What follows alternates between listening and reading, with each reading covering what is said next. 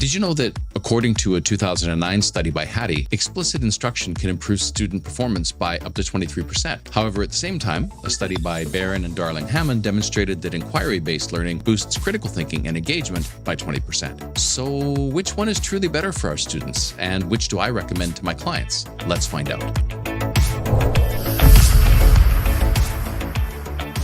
Today, I'm diving into two popular and seemingly opposing methods: explicit instruction and inquiry learning. Now, these approaches shape how we teach and learn, but which one actually leads to better outcomes in the classroom? The debate between the two has divided educators for years. Explicit instruction, where teachers are clearly demonstrating concepts and skills, is seen by many as efficient and structured. It's proven to help students grasp concrete skills quickly, like learning multiplication tables or following a scientific procedure. But on the other hand, inquiry learning emphasizes student-led exploration and critical thinking, inviting students to ask questions and to seek their own answers. It's a clear way to spark curiosity and engagement. So the question really is, which method works best? Should teachers use explicit, or should they embrace inquiry for deeper learning?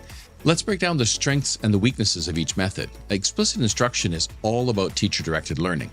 It's structured, it's step-by-step, and it works exceptionally well in certain contexts. In martial arts, for example, the instructor demonstrates a move, then practices it with the student, and then finally the student practices with peers. Now, this method is clear, it's focused, and it ensures that every student masters essential skills. Research by John Hattie in 2009 supports this, showing that explicit teaching has an effect size of 0.57, meaning it's highly effective in delivering visible learning outcomes. However, it can be limiting. For example, you cannot explicitly instruct thinking, and so much of the curriculum is centered around critical concepts, essential understandings, and individual perspectives that need to be cultivated in the learner.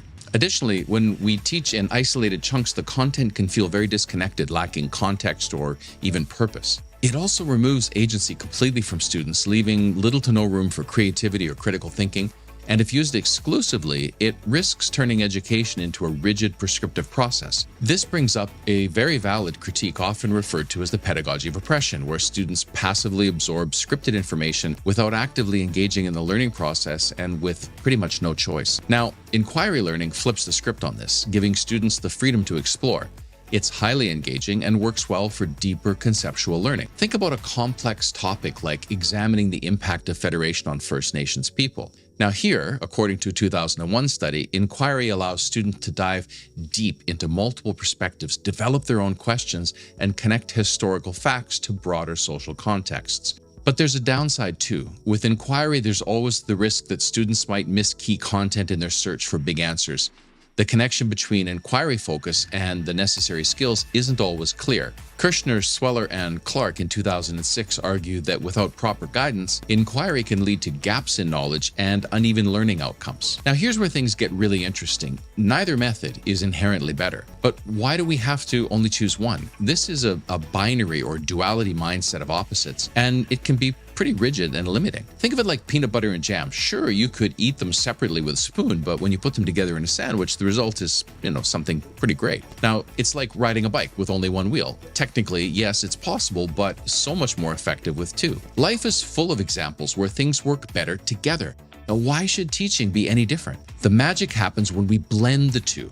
A 2019 case study from the Australian government focusing on Australia's STEM initiatives shows that when inquiry-based projects are supported by moments of explicit instruction, students perform better across the board. So inquiry gives them the context and purpose to stay motivated, while explicit instruction, strategically applied, ensures that they acquire the necessary skills and knowledge to succeed. Now, in my work with schools, I use a series of agency learning models designed to gradually move responsibility for the learning from the teacher and empower the learner. My learning models use both methods with purpose and intention. For example, if you ask a carpenter, is a screwdriver or a hammer the better tool? The immediate response would be, well, it depends on the job. But this should be our approach as well, to use the right tool at the right time for the right job. So imagine a classroom where the skeleton of the unit is built on cross-curricular challenges in humanities or science, and explicit instruction comes in at the right time to teach specific skills like analyzing data or writing a structured essay. This blended approach combines the best of both worlds. It develops depth, relevance, and engagement while ensuring students don't miss essential content. So, what's the key takeaway? It's not about choosing between explicit instruction or inquiry learning. It's about knowing when to use each. And by blending them together, we create learning experiences that are both structured and meaningful, preparing students for success.